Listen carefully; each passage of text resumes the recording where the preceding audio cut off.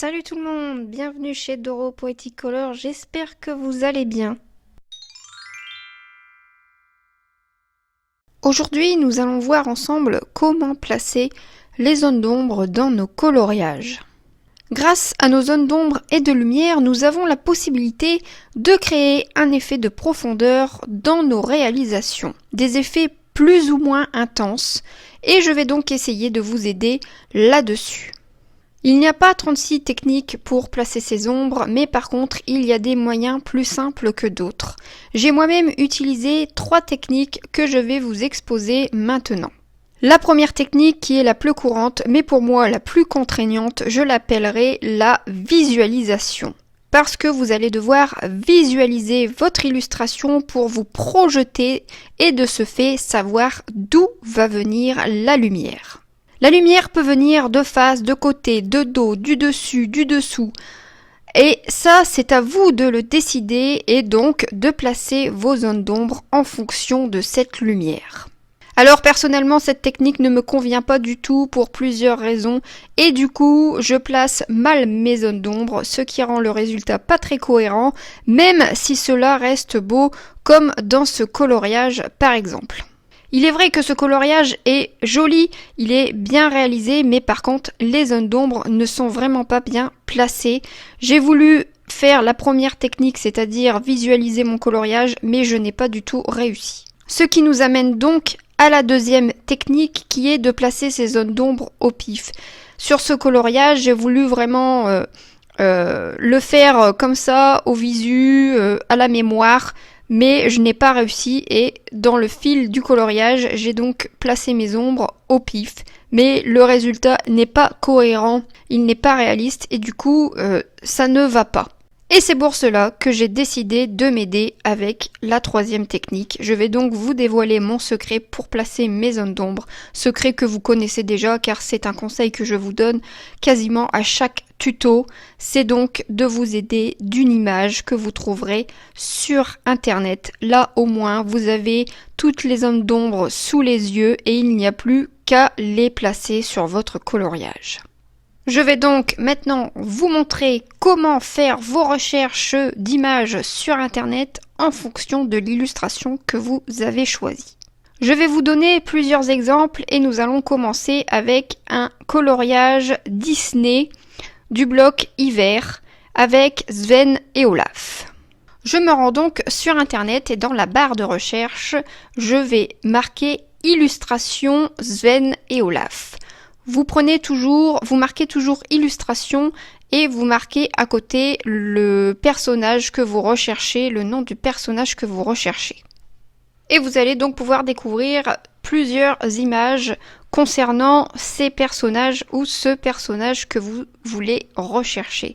Alors là, soit vous essayez de rechercher exactement la même position, la même situation, la même mise en scène que votre coloriage, ou vous essayez juste de trouver une position qui soit à peu près la même que votre personnage que vous voulez mettre en couleur.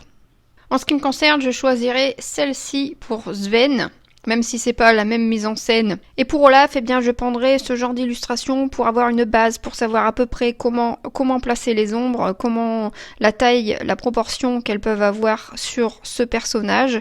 Et puis, j'adapterai en fonction de la situation de mon illustration. Même s'il n'a pas la même position, j'ai quand même en face de moi la possibilité de voir exactement la proportion et comment sont placées les ombres sur ce personnage, ce qui va beaucoup m'aider pour les placer sur mon coloriage par la suite. Alors ensuite, un autre exemple qui sera sur le coloriage wide pour vous faire un exemple de portrait. Dans la barre de recherche, vous marquez Pinterest. Et dans la barre de recherche de Pinterest, vous marquez visage femme et là vous allez tomber sur plein de photos avec des visages de femmes dans des positions différentes. Là, vous allez choisir la position qui est identique à la position de votre coloriage. Donc là, j'ai choisi une illustration où le personnage est de face, je vais donc chercher une image avec un visage qui sera de face. Ensuite, de face, on peut avoir une luminosité qui vient de partout. Elle peut venir de face, de dos, de côté, du dessus, du dessous. Là, c'est à vous de choisir le visage qui vous convient avec les ombres qui vous conviennent en fonction de ce que vous avez envie de réaliser dans votre coloriage.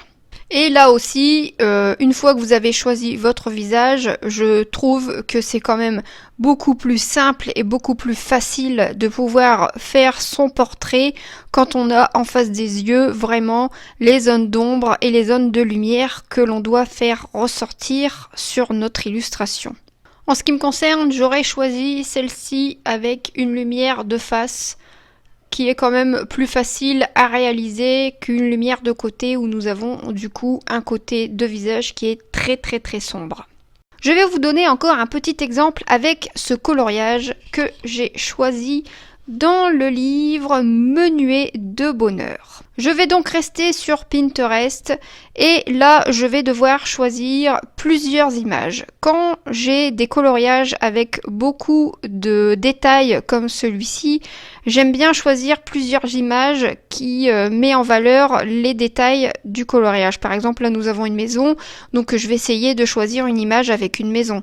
Nous avons de l'herbe, des feuillages, nous avons des arbres, donc je vais essayer des fleurs aussi, donc je vais essayer de trouver des images qui correspondent à ces détails. C'est vrai que parfois je passe beaucoup de temps à trouver les images qui correspondent au coloriage ou aux choses que j'ai envie de réaliser, mais au moins une fois que je les ai trouvées, je sais exactement où je vais placer mes ombres et tout ça, et ça me simplifie vraiment la vie, même si je dois y passer un peu de temps.